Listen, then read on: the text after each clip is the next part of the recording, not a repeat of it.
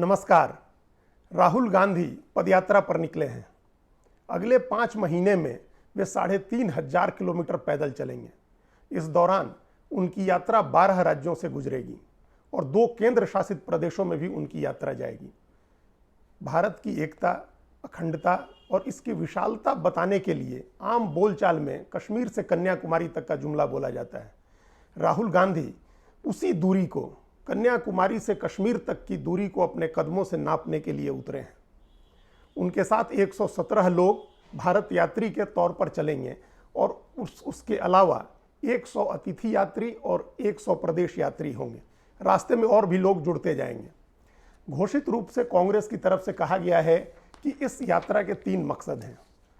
पहला मकसद, जो भारतीय जनता पार्टी के 8 साल के शासन में आर्थिक असमानता पैदा हुई है, जो गरीबी बढ़ी है, महंगाई बढ़ी है, अमीर और अमीर होता गया है और गरीबों की संख्या बढ़ी है, उसका विरोध करना है, उसके बारे में लोगों को बताना है। दूसरा घोषित मकसद ये है कि देश को धर्म, जाति और भाषा के आधार पर विभाजित किया जाता है, छोटे छोटे राजनीतिक लाभ के लिए बंटवारा किया जा रहा है, उसका विरोध करना है। और तीसरा घोषित मकसद ये है कि केंद्र सरकार केंद्रीय एजेंसियों का इस्तेमाल विपक्षी पार्टियों के खिलाफ कर रही है। केंद्रीय एजेंसियों का दुरुपयोग किया जा रहा है, संस्थाओं का दुरुपयोग किया जा रहा है, उसका विरोध करना है। ये 3 घोषित मकसद हैं। लेकिन इन तीनों घोषित मकसद के पीछे इस पूरी यात्रा का, उनकी 3,500 किलोमीटर की यात्रा के 2 ऐसे मकसद हैं जो वास्तविक मकसद हैं। पहला, कांग्रेस पार्टी की किस्मत बदलनी है। कांग्रेस पार्टी को पुनर्जीवित करना है। 137 साल पुरानी उस पार्टी को, जो आज़ादी की लड़ाई के इतिहास का सबसे अहम हिस्सा है, उस पार्टी को पुनर्जीवित करना है।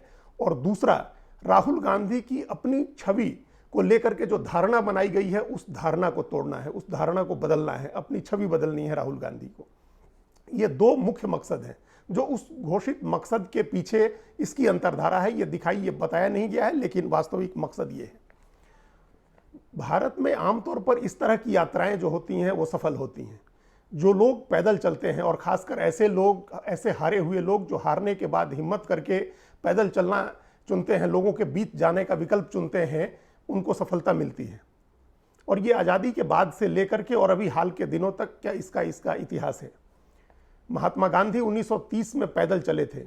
उन्होंने दांडी मार्च किया था और उस 350 किलोमीटर की यात्रा में के समाप्ति पर उन्होंने जो एक चुटकी नमक बनाया था, उसने ब्रिटिश साम्राज्यवाद की नींव हिला दी थी। वह निर्णायक यात्रा थी, वह निर्णायक लड़ाई थी ब्रिटिश साम्राज्यवाद के खिलाफ। आज़ाद भारत में इस तरह की कई मिसालें हैं। कई नेताओं ने यात्राएं की।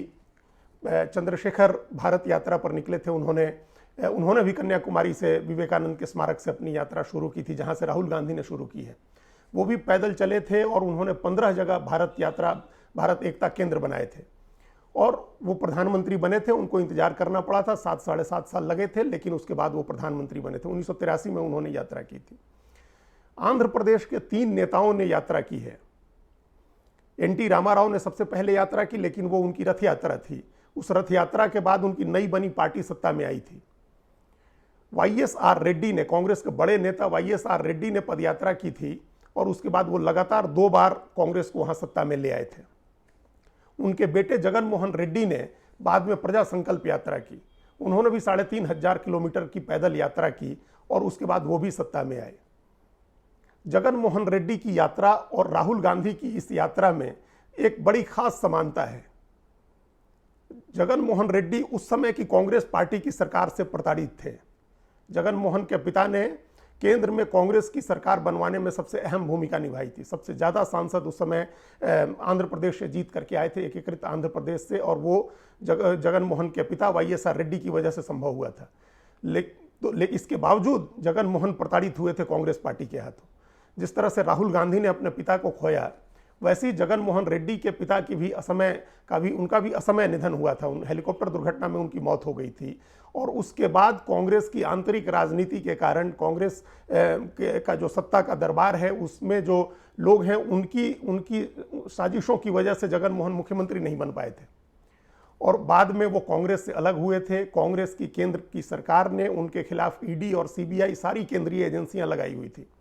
वो जेल में रहे लंबे समय तक। इस दौरान उनकी माँ, उनकी बहन, ये लोग यात्रा करते रहे और जब जेल से निकले जगन मोहन रेड्डी तो खुद उन्होंने लंबी पदयात्रा की थी। आप ये समानता देख सकते हैं। राहुल ने भी अपने पिता को खोया है, राहुल भी के खिलाफ भी केंद्रीय एजेंसियां जांच कर रही हैं, ईडी और इनकम टैक्स आदि एजेंसियों की जांच चल रही है। और इस यात्रा के घोषित मकसद में एक ये भी है कि केंद्रीय एजेंसियों का दुरुपयोग हो रहा है और वो भी लगातार हार रहे हैं। जगन मोहन रेड्डी ने भी अपने पिता को खोया था, केंद्रीय एजेंसियों से प्रताड़ित हुए थे, जेल में रहे थे और चुनाव हारने के बाद भी वो पैदल निकले थे, उन्होंने पदयात्रा की थी और उसके बाद चुनाव जीत करके आए थे। तो ये सारी यात्राएं, इस बीच में लालकृष्ण आडवाणी की रथ यात्रा का भी जिक्र किया जा सकता है। उन्होंने सोमनाथ से अयोध्या तक की रथ यात्रा की थी। अयोध्या तक तो उनकी यात्रा नहीं पहुंच सकी थी, वो बिहार में गिरफ्तार कर लिए गए थे, लेकिन उसके बाद उन्होंने अपनी पार्टी को सत्ता दिलाई थी। उनकी यात्रा इतनी सफल हुई थी कि उसके बाद से लगातार भारतीय जनता पार्टी अच्छा प्रदर्शन करती रही है। चुनावी प्रदर्शन उसका लगातार सुधरता गया है।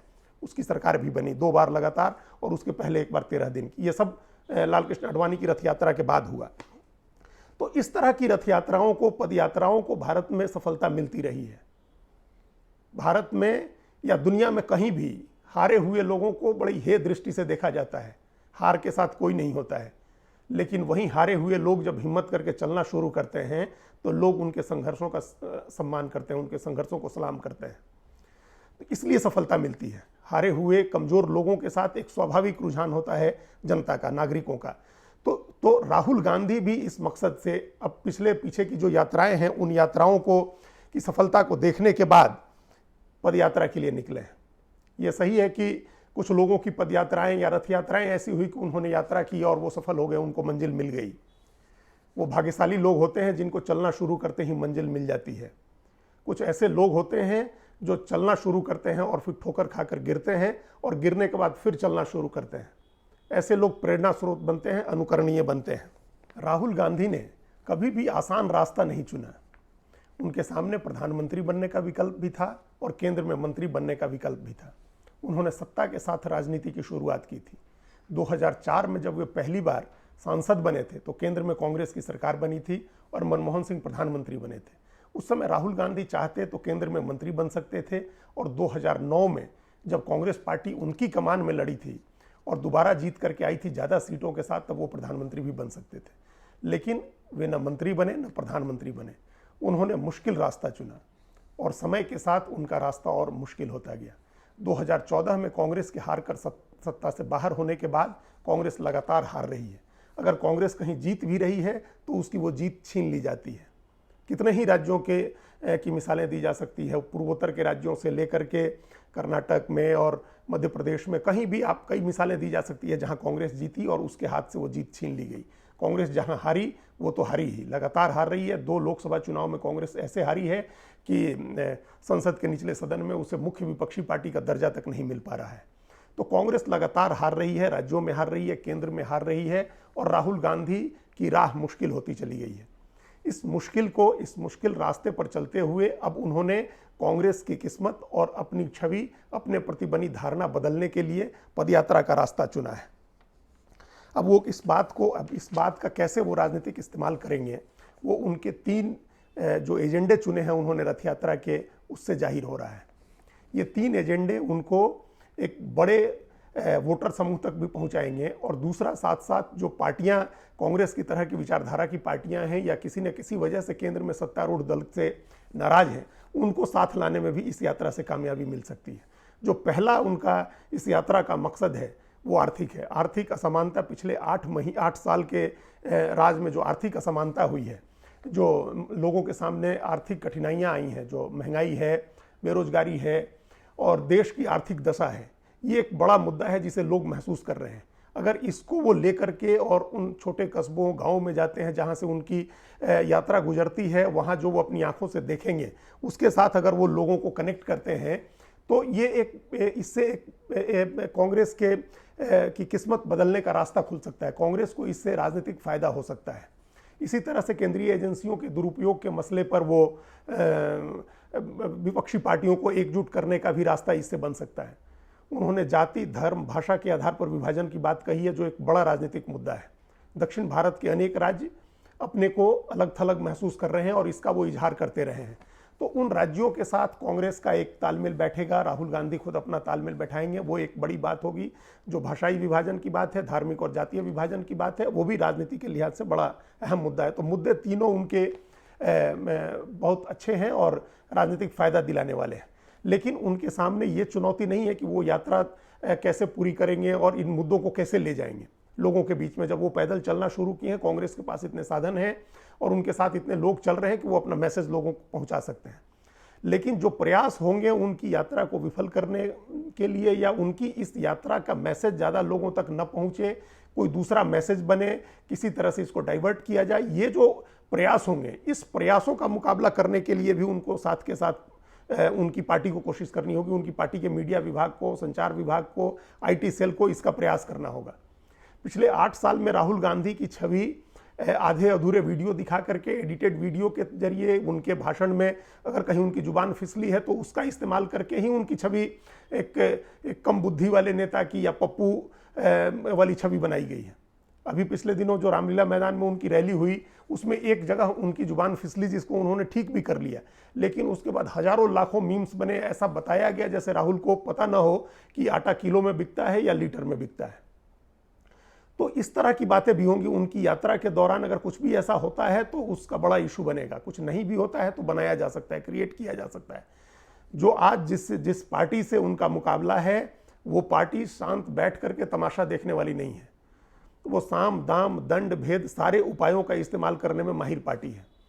तो उनकी यात्रा, उनके रास्ते में जो चुनौतियां हैं, जो बाधाएं हैं, वो अपनी जगह हैं, लेकिन उनको विफल करने की उनकी इस यात्रा का मैसेज बहुत लोगों तक न पहुंचे या मैसेज सही नहीं हो, इसके भी प्रयास होंगे। इसे रोकने की कोशिश कांग्रेस पार्टी को करनी होगी। अगर ऐसा वो कर पाते हैं तो यह यात्रा उनकी बाकी पहले की जैसी यात्राएं भारत में सफल रही हैं, यह यात्रा भी उनकी सफल होगी। यह नहीं कहा जा सकता है कि इस यात्रा से उनको सत्ता मिल जाएगी, लेकिन 137 साल पुरानी कांग्रेस पार्टी को पुनर्जीवित करने के मकसद से अगर वो जा रहे हैं तो उसमें काफ़ी हद तक उनको सफलता मिल सकती है। ये ध्यान रखने की ज़रूरत है कि वो उस परंपरा और उस विरासत का प्रतिनिधित्व करते हैं जिसका इतिहास आज़ादी की लड़ाई से जुड़ा हुआ है। वो नेहरू और गांधी परिवार की विरासत और परंपरा का प्रतिनिधित्व करते हैं। उनके परिवार का इतिहास के साथ और नियति के साथ एक वादा है, जिस वादे को पूरा करने के लिए वो पदयात्रा करने निकले हैं। इसलिए जो उनके तमाम, जिस तरह से महात्मा गांधी की यात्राओं में रहे हैं या बाकी पद यात्राओं में भी रहे हैं, जो सादगी होनी चाहिए है, साधन की पवित्रता होनी चाहिए है, मुद्दों की पवित्रता होनी चाहिए है, उनको इन सारी बातों का ध्यान रखना होगा।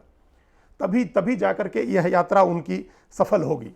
और जब सफल होगी तो यह सिर्फ कांग्रेस का काम नहीं होगा, यह इस देश का बड़ा काम होगा, भारत के लोकतंत्र के लिए एक बड़ा काम होगा। धन्यवाद। कृपया हमारे चैनल के साथ जुड़िए, लाइक कीजिए, सब्सक्राइब कीजिए, बेल आइकॉन जरूर दबाइए।